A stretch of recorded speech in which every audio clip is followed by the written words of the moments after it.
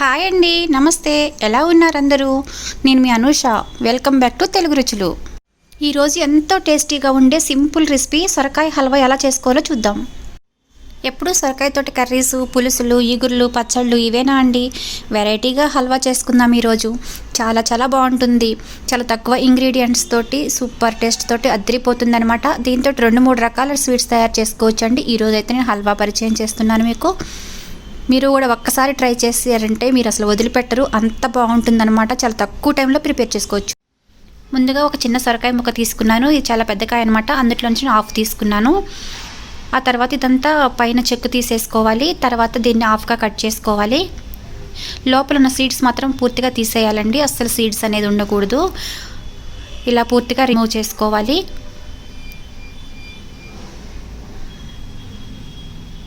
అన్ని పీసులకి అలాగే పూర్తిగా రిమూవ్ చేసుకొని తర్వాత దీన్ని తురుముకోవాలి. ఏదైనా స్వీట్ తినాలి అనిపిస్తుంది అని చెప్పేసినప్పుడు మనం హడావిడిగా ఎంతో కంగారు పడిపోతూ ఉంటాం కదా, ఏం స్వీట్ చేయాలి అని చెప్పేసి. కానీ ఇంట్లో ఈ వెజిటేబుల్స్ తోటి కూడా స్వీట్ తయారు చేసుకోవచ్చు. ఆ తర్వాత దాన్ని మొత్తం తురుముకోవాలండి. తురుముకొని పక్కన పెట్టుకోవాలి. ఆ తర్వాత స్టవ్ పైన ఒక ప్యాన్ పెట్టుకొని అందులో కొంచెం నెయ్యి వేసుకోవాలి. 2-3 స్పూన్ల వరకు నెయ్యి వేసుకున్నాను నేను. అందులో డ్రై ఫ్రూట్స్ వేసుకొని కొంచెం ఫ్రై చేసుకోవాలి. ఆ తర్వాత అవి ఫ్రై అయిపోయిన తర్వాత ఒక బౌల్లోకి తీసుకోవాలి. తర్వాత అదే ప్యాన్లో ఇంకొంచెం నెయ్యి వేసుకొని ముందుగా మనం తురుము పెట్టుకున్న సొరకాయని వేసుకోవాలి.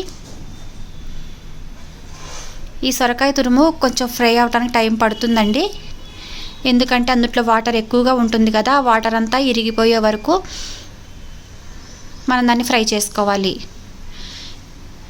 ఇప్పుడంతా ఎగిరిపోయింది కదండి వాటర్ అంతా. తర్వాత అందులోకి మనం కుక్ అవ్వడం కోసం అని చెప్పేసి ఒక హాఫ్ గ్లాస్ వరకు వాటర్ వేసుకున్నాము.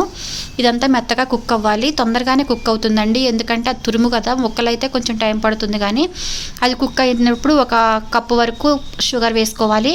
మనం 2 కప్పులు తురుము తీసుకుంటే 1 కప్పు షుగర్ వేసుకోవాలి. ఎందుకంటే సొరకాయ కొంచెం స్వీట్గానే ఉంటుంది కాబట్టి తక్కువగానే పడుతుంది. ముందుగా కాచిపెట్టుకున్న పాలు వచ్చేసి 1 అరకప్పు వరకు వేసుకోవాలి. ఇదంతా బాగా మిక్స్ చేసుకోవాలి. ఇదంతా దగ్గరికి అయిపోయే వరకు కలుపుకోవాలి. ఈ విధంగా మొత్తం దగ్గరగా అవ్వాలి. ఆ తర్వాత దంచి పెట్టుకున్న యాలుక్కాయలు అందుట్లో వేసుకోవాలంటే ఇలాచీ ఫ్లేవర్ వేసుకోవటం వల్లనే స్వీట్ టేస్ట్ వస్తుంది. ఇప్పుడు అదంతా బాగా మిక్స్ చేసుకోవాలి. చూస్తున్నాను కదా, ఈ విధంగా కన్సిస్టెన్సీ రావాలి. ఆ తర్వాత అందులోకి మనం ముందుగా ఫ్రై చేసి పెట్టుకుని డ్రై ఫ్రూట్స్ని యాడ్ చేసుకోవాలి. ఇదంతా బాగా మిక్స్ చేసుకోవాలి. ఇంకొకటి ఏంటంటే ఇది కొంచెం ఇంకా గట్టిగా ఉడికించుకున్న తర్వాత అయితే ఇది బర్ఫీలాగా కూడా చేసుకోవచ్చు. నెయ్యి రాసుకున్న ప్లేట్లో వేసుకొని పీసెస్లా కట్ చేసుకుంటే బర్ఫీ కూడా అవుతుంది. కానీ మనం హల్వా ప్రిపేర్ చేసుకుంటున్నాం కాబట్టి మనకి ఈ కన్సిస్టెన్సీ సరిపోతుంది. ఇప్పుడు దీన్ని సర్వింగ్ బౌల్లో తీసుకొని మీకు చూపిస్తాను మీకు ఎలా వచ్చిందో. చూస్తుంటేనే నోరు ఊరిపోతుంది కదండి. మీరు కూడా తప్పకుండా ట్రై చేసి మీకు ఎలా కుదిరిందో మీ కామెంట్స్ ద్వారా తెలియజేయండి. మరిన్ని హెల్దీ అండ్ టేస్టీ రెసిపీస్ కోసం తెలుగు రుచులు ఛానల్ సబ్స్క్రైబ్ చేసుకోండి. మీ ఫ్రెండ్స్కి, రిలేటివ్స్కి షేర్ చేయండి.